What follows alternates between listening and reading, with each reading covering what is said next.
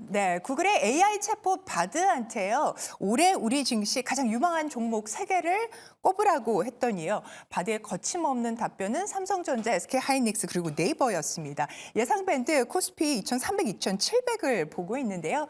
자, KB증권에서는 2,900 바라보고 있습니다. 자, 천리길도 한 걸음부터라는 마음으로 오늘 장의 또 종목 이야기 살펴보겠습니다. 이슬이 스탁솔루션 대표 함께합니다. 어서 오십시오, 대표님. 네, 안녕하세요. 네, 그 일출을 보면서 새 소원 피셨습니까? 네.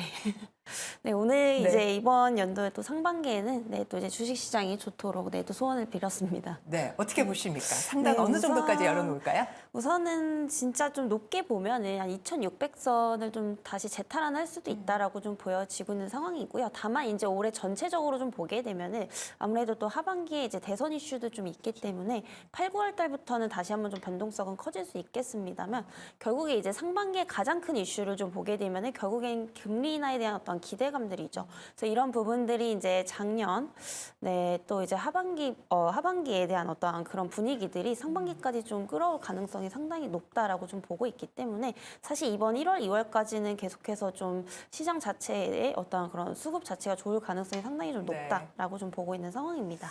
네, 좋습니다. 이렇게 전체적인 뷰 한번 들어봤고요.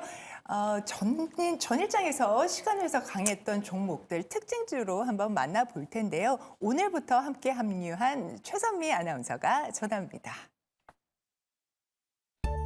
네, 시간의 특징주 하나하나 알아보겠습니다. 먼저 새로운 오토모티브인데요. 자동차 부품 업체입니다. 자동차 경기 회복 기대감에 매수세가 몰리면서 상한가로 마감을 했습니다. 다음은 엑스콘인데요. 삼성전자가 CXL 시장 선점과 관련해서 총력을 기울이고 있다는 소식, 그리고 현재 진행 중인 CXL 2.0 개발 기대감에 매수세가 몰리면서 역시 상한가로 마감을 했습니다. 다음은 DTNC인데요. 회장일에 정치 테마주도 크게 움직였습니다. 임상시험업체 DTNC는 한동훈 테마주로 엮이면서 역시나 상한가로 마감을 했습니다. 다음은 고바이오랩인데요. 셀트리온과 셀트리온 헬스케어가 합병을 완료했죠. 셀트리온과 마이크로바이옴 신약 후보 물질 발굴을 위해서 공동 연구하고 있는 이 고바이오랩에도 관심이 쏠리면서 역시 시간에서 크게 오른 모습입니다. 네, 마지막으로는 데브시스터즈인데요. 쿠키런 킹덤이 중국 시장에서 정식 서비스를 시작하고 현재 애플 앱스토어 인기 순위 2위에 올랐다는 소식에 4.12% 오른 모습입니다. 이렇게 다양한 종목들 중에서 오늘 어떤 종목을 보는 게 좋을까요? 네, 시간의 특징주 만나보셨습니다. 그중에서 어떤 종목을 오늘 자세히 들어볼까요? 네, 이제 어제 가장 상위에 또 위치되어 있었던 게 이제 또 자동차 관련주입니다. 그래서 새로운 오토모티브 좀 보시면 좋을 것 같은데요. 네. 이 종목 같은 경우는 사실 조금 생소하신 분들도 좀 계실 것 같습니다. 이제 그 새로운 오토모티브 같은 경우에는 이제 뭐 브레이크 패드 등 이런 자동차 부품을 이제 또 제조하고 이제 납품을 하는 기업이다라고 보시면 될 것 같고요. 일단 주요 매출처는 우리가 잘 알고 있는 뭐 대표적인 완성차 업체인 현대차, 기아 그리고 이제 폭스바겐 정도가 있다라고 좀 보시면 될 것 같습니다. 사실 이제 어제 시간 외에 상한가를 좀 기록을 했는데 사실 거래량이 그렇게 좀 많지는 않은 부분이거든요. 네. 한 2주 정도밖에 안 되는데 사실 이 종목이 어떠한 그런 평소에 평균 거래 대금을 본다라고 하더라도 그렇게까지 뭐 거래량이 좀 활발한 그런 주식은 좀 아니다라고 좀 볼 수 있겠습니다. 네네. 그래서 하루에 대부분 몇 억 수준으로 이제 거래가 좀 진행이 되고 있는데 이에 따라서 사실 시간의 움직임은 뭐 크게 의미는 없다라고 좀 볼 네. 수가 있겠지만은 사실 지금 자동차 업황 자체가 굉장히 좀 좋잖아요. 특히나 이제 뭐 대표적으로 현대차, 기아차 계속해서 지금 주가가 좀 우상향을 하고 있는 상황이기 때문에 결국에 지금 완성차 업체가 잘 되고 있다라는 것은 그만큼 판매량 급증으로 이어지고 있다라는 거고요. 이에 따라서 지금 이런 기대감에 주가가 좀 우상향을 하고 있습니다. 결국에 이제 완성차 업체가 잘 팔리게 되면은 그에 따른 이제 부품 관련주들의 어떤 생산 능력 증대로 좀 이어질 수밖에 없기 때문에 네.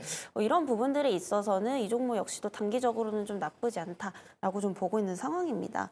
그리고 지금 부품 시장도 계속해서 좀 커질 것으로 보고 있습니다. 그래서 연평균 한 4.2%대 성장이 한 2027년까지 중장기적으로 좀 이어질 것으로 좀 보이고 있는 상황인데 문제는 이제 이 종목 같은 경우에 이제 완성차 업체의 어떤 실적에 좀 비례하지는 못하는 것 같습니다. 단기적으로는 조금 영업이익이 이제 좀 적자가 나고 있는 상황인데 특히 이제 작년 같은 경우에도 영업이익 이제 또 적자 전환을 했었고요. 2021년에 적자 전환을 했었고 그리고 사실 2022년도 실적도 좀 적자를 유지를 할 것으로 보이고 있는 상황이기 때문에 사실 중장기적으로 좀 투자를 하기는 무리가 있지 않나 이렇게 좀 보고 있습니다. 그래서 결국에 이제 좀 중장기적 관점에서 본다면 차라리 이제 완성차 업체가 훨씬 더 좋다라고 네. 좀 볼 수 있겠고요. 워낙에 이제 또 배당에 대한 매력도도 있기 때문에 중장기적 관점에서 투자를 하신다면은 뭐 기아 그리고 현대차 정도를 좀 보시면 좋을 것 같고요.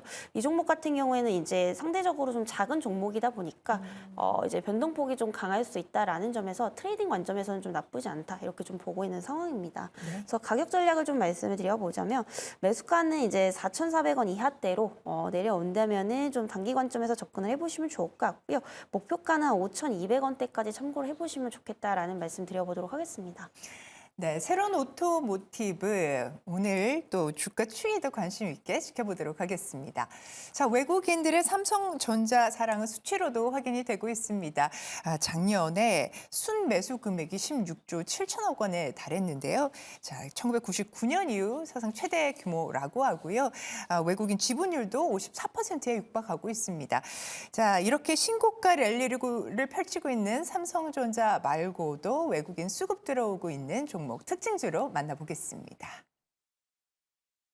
네, 외국인의 픽 알아보겠습니다. 먼저 SK입니다. 8거래일째 매수세가 들어오고 있는데요. SK가 글로벌 ESG 평가기관인 모건 스탠리 캐피털 인터내셔널과 다우존스 지속가능 경영지수에서 모두 최고 등급을 받았다고 합니다. 다음은 아모레퍼시픽인데요. 화장품 기업으로 너무나 유명하죠. 최근에는 친환경 기업으로 거듭나기 위해 또 다양한 정책들을 펼치고 있다고 합니다. 향후 영업이익 등 수익성 개선 기대감에 5거래일째 매수세 들어오고 있습니다. 다음은 카카오인데요. 카카오는 전통시장 상인들이 카카오톡 채널을 이용해서 단골 손님들을 만들고 소통할 수 있도록 지원하는 이 카카오톡 지원하는 상생 프로젝트를 실시했다고 합니다. 2028년까지 약 300억 원을 지원하기로 했다고 하는데요. 5거래일째 매수가 들어오고 있는 모습입니다. 다음은 현대차입니다. 올해 미국에서 현재 완성차 기업으로 손꼽히고 있는 스텔란티스를 제치고 역대 처음으로 점유율 4위를 기록할 것이라는 전망에 2거래일째 매수가 들어오고 있습니다. 마지막으로 삼성 바이오로직스인데요. 미국 최대 제약 바이오 산업 투자 행사인 JP모건 헬스케어 컨퍼런스에 8년 연속 공식 초청을 받아서 참가한다고 합니다. 메인 트랙에서 발표가 이뤄진다고 하는데요. 2거래일째 외국인의 매수가 들어오고 있습니다. 이렇게 다양한 기업에서 외국인의 매수세가 들어오고 있는 모습인데요. 오늘 어떤 종목에 주목하는 게 좋을까요? 네, 좋습니다. 외국인 수급 특징주 만나보셨습니다. 삼성바이오로직스가 전거래일에 4.5%나 상승을 했네요. 자, 어떤 종목 볼까요, 대표님? 네, 이번 연도에 전체적인 업종을 보자면 네. 당연히 반도체는 필수적으로 좀 보셔야 되고 그다음에 이제 바이오 쪽도 나쁘지 않습니다. 그리고 이제 세 번째로 조금 주목해야 될 이제 섹터가 네. 바로 이제 뭐 자동차 뒤를 이어서 저는 화장품주다라고 좀 보고 있는 상황인데요. 네. 특히 이제 최근에 아모레퍼시픽의 흐름이 굉장히 좀 좋은 상황입니다. 아무래도 이제 그동안 이제 주가 낙폭이 굉장히 좀 컸었던 탓도 있고 그리고 최근에 이제 회복세를 좀 강하게 이루고 있는 상황이기 때문에 이러한 기대감에 따라서 최근에 이제 외국인들의 수급이 좀 들어오고 있는 것으로 판단이 되고 있는 상황이고요. 그리고 올해 이제 화장품 기업들의 어떤 전반적인 흐름을 보게 되면은 굉장히 좀 선별적으로 움직였었습니다. 특히나 이제 사실 이런 LG생활건강 그리고 뭐 아모레퍼시픽 같은 이런 대형사들보다는 상대적으로 이제 중소형 브랜드를 보유하고 있는 기업들의 상승폭이 훨씬 더 컸었습니다. 아무래도 이제 고금리 그리고 이제 그 물가 인상에 대한 어떤 상황들이 좀 지속이 되면서 소비 심리 악화로 좀 이어졌었고요.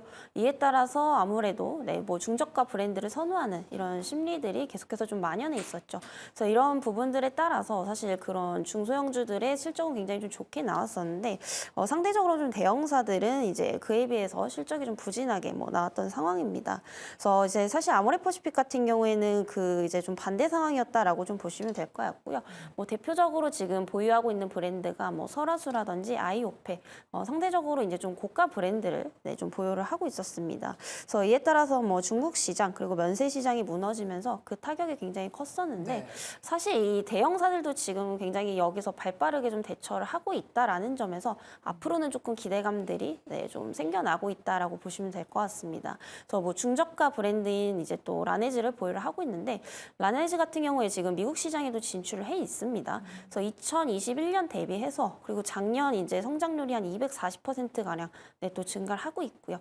이에 따라서 지금 북미 시장 쪽에서도 어떤 그런 성장세가 좀 지속이 되고 있다라고 좀 보시면 될 것 같습니다. 그래서 아직 사실 그 중국 시장에 대한 리스크는 조금 가지고 있는 상황이지만 어쨌든 지금 북미 시장에서의 어떤 점유율 그리고 성장성이 좀 지속이 되고 있다라는 것은 그만큼 이제 수익성을 어느 정도 좀 상쇄를 시키고 있다라는 거고요.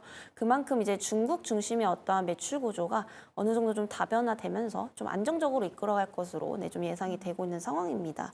워낙에 지금 또 과대낙폭 되어 있기 때문에 지금가에서도 저는 나쁘지 않다라고 좀 보고 있는 상황이고요. 그리고 최근에 이제 코스아레스라는 이제 기업을 또 이제 인수를 했습니다. 그래서 중저가 브랜드를 이제 또 라네즈에만 또 의존을 할 수는 없기 때문에 계속해서 좀 다변화할 것으로 좀 보이고 있는 상황이고요. 이 코스아레스 역시도 최근에 이제 실적이 굉장히 좀 잘 나오고 있습니다. 뭐 중저가 브랜드 중심으로 뭐 실적도 굉장히 좋게 나오고 있는데 뭐 매출액이 한 4,600억 원대 그리고 이제 작년 같은 경우에 영업이익이 한 1,600억대 정도로 예상이 되고 있는데 올해 실적은 또 2,000억대 이상으로 또 예상이 되고 있는 상황이고요. 이에 따라서 지금 이제 어떤 시너지 효과가 또 본격적으로 좀 기대가 되고 있는 상황입니다. 무엇보다도 좋은 것은 이제 수급이 계속해서 좀 들어오고 있다라는 점이고요. 지금 뭐 중장기적 관점에서 보셔도 좀 나쁘지 않다라는 말씀 좀 드려보도록 하겠습니다.